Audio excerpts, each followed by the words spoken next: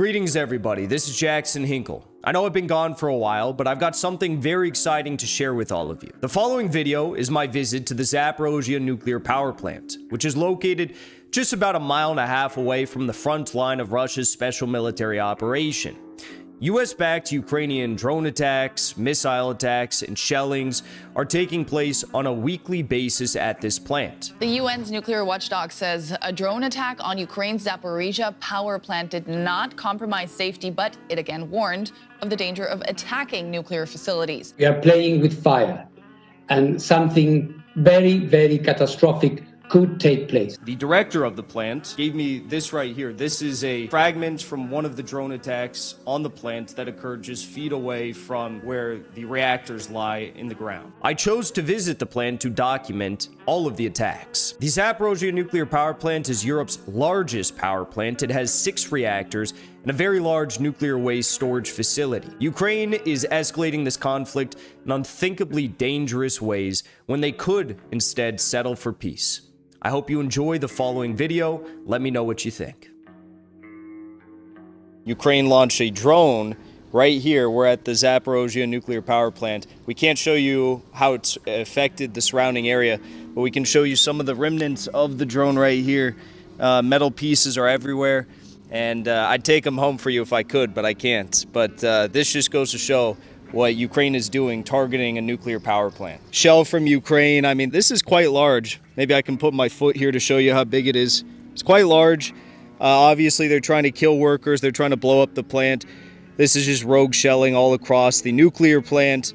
And again, it's the largest nuclear plant in all of Europe, 6 reactors. So doing damage to this could cause a massive meltdown and huge impacts for Russians, Ukrainians, civilians all across the area. We're just 3-4 kilometers away from the front line. So this is what Ukraine does, trying to start a nuclear war. During my visit to Zaporozhye, I had the opportunity to sit down with director of the Zaporozhye nuclear power plant, Yuri Chornychuk. I asked him first, why do you think that the United States is so okay with the idea of shelling, bombing, launching drone attacks on this nuclear power plant when it could result in nuclear fallout? His answer was as follows. It is true that the Zaporozhye nuclear power plant was built with great strength, with the aim of withstanding even the most unthinkable disasters, such as civilian aircraft falling on it. But of course, if Ukraine keeps shelling, a disaster can of course happen. So that is why I always say such attacks on a nuclear facility should never happen. Any conflict should be ended through peaceful negotiations, not in the manner that Ukraine is taking. It is possible that the reason why they keep shelling the nuclear power plant is to make the workers and the civilians living nearby leave the station and the city. At this point, every worker knows why they are here and what they are doing. They understand the risk and the cause that they are part of. Any person who is working on this power plant or living in the surrounding city is free to go if they please. Despite the fact that the shelling continues, however, the people remain. So we can see that Ukraine's plan to scare off the population is not working. You also came from across the pond, so close to the front line, which means you too must not be afraid to be here and do your important job. Ignorance is bliss. I didn't know how close the front was. One of the most shocking sights that I witnessed at the Zaporozhye nuclear power plant was this right here. Here is the explosion and damage from fragmentation of a suicide drone attack launched by Ukraine on April 7th, 2024, just several months ago. Now, this attack was one of many that occurred on that terrible day. One of the drones blew up and killed a civilian worker at the plant, injuring several others, and 3 of the suicide drones actually hit the nuclear power plant's main reactor containment facility. As I walked around the plant and saw more of the damage that was done by this attack and many others like it over the past several months, all I could think of were all the times that Zelensky of Ukraine begged the West and American taxpayers for more support, more dollars, more drones and weapons, promising that they would be used to actually help the Ukrainian military effort, when in reality, all of this is being used to launch very dangerous rogue terror attacks on Russian infrastructure and civilians. Even if there's a mistake, something will inevitably happen if this continues to go on and continues to drag on without any sort of negotiation. and something like that could easily result in World War III. Here you can see more infrastructure of the power plant, which was targeted by Ukrainian shelling. Just a few hundred feet away lies the nuclear power plant's highly radioactive nuclear waste facility, which stores dozens and dozens of above-ground nuclear waste canisters. Between these two locations, I witnessed several sites that had been bombed, targeted by shelling and missile attacks by the Ukrainian military. When I sat down with the director of the plant, I asked him, why is the international community not pointing the finger at Ukraine and condemning Ukraine for launching these attacks, which could very likely cause a nuclear disaster? His response?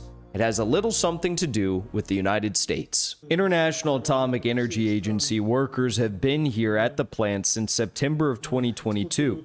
We keep showing them the evidence, locations, and results of Ukrainian shelling on the plant. I cannot know for sure why they don't name Ukraine as the perpetrator, but I think the main reason is because the organization is made up of representatives from a wide range of countries, including Western backers of Ukraine.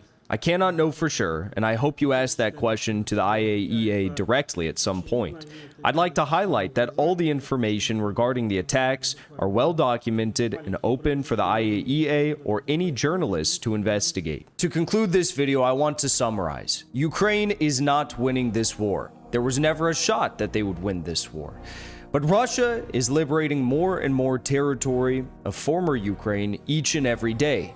Ukraine is running out of more and more men each and every day and precious supplies that frankly they desperately need to continue this operation.